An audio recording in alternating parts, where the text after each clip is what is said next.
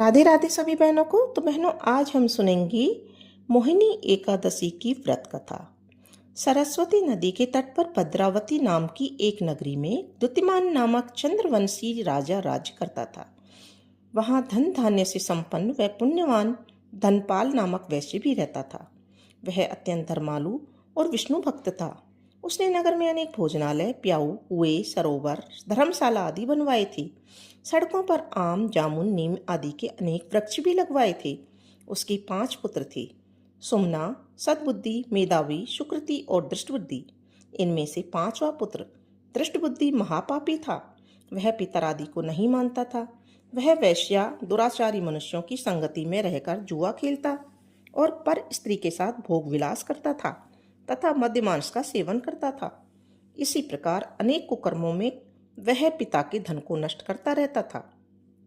इन्हीं कारणों से त्रस्त होकर उसके पिता ने उसे घर से निकाल दिया।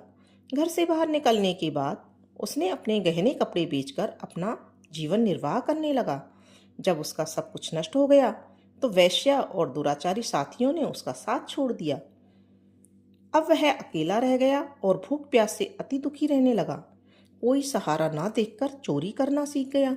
एक बार वह पकड़ा गया तो वैश्य का पुत्र जानकर चेतावनी देकर छोड़ दिया गया, मगर दूसरी बार फिर से पकड़ में आ गया। राजाज्ञा से इस बार उसे कारागार में डाल दिया गया। कारागार में उसे अत्यंत दुख दिए गए।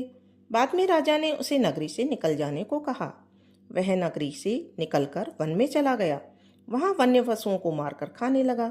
कुछ समय पश्चात वह बहेलिया बन गया और धनुष बाण लेकर पशु पक्षियों को मार मार कर खाने लगा। एक दिन भूख और प्यास से व्यथित होकर वह खाने की तलाश में घूमता हुआ कौंडिन्य ऋषि के आश्रम में पहुंच गया। उस समय वैशाख मास था और ऋषि गंगा स्नान करके आ रहे थे। उनके भीगे वस्त्रों के छींटे उस पर पड़ने से उसे कुछ सद्बुद्धि प्राप्त हो गई। वह कौंडिन्य मुनि से हाथ जोड़कर कहने लगा, हे मुनि, मैंने जीवन में बहुत पाप किए हैं। आप इन पापों से छूटने का कोई साधारण बिना धन का उपाय बताइए। उसके दीन वचन सुनकर मुनि ने प्रसन्न होकर कहा, तुम वैशाख शुक्ल की मोहिनी एकादशी का व्रत करो, इससे समस्त पाप नष्ट हो जाएंगे। मुनि के वचन सुनकर वह अत्यंत प्रसन्न हुआ। उनके द्वारा बताई गई विधि के अनुसार व्रत किया। इस प्रकार व्रत करने से वह अंत में गरुड़ पर बैठकर विष्णु लोक को गया।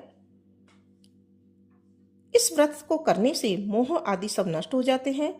संसार में इस व्रत से बढ़कर श्रेष्ठ व्रत कोई नहीं है और इस व्रत के महात्म्य या कथा को पढ़ने वाले और सुनने वाले को 1000 गोदान का फल प्राप्त होता है। तो बोलो विष्णु भगवान की जय।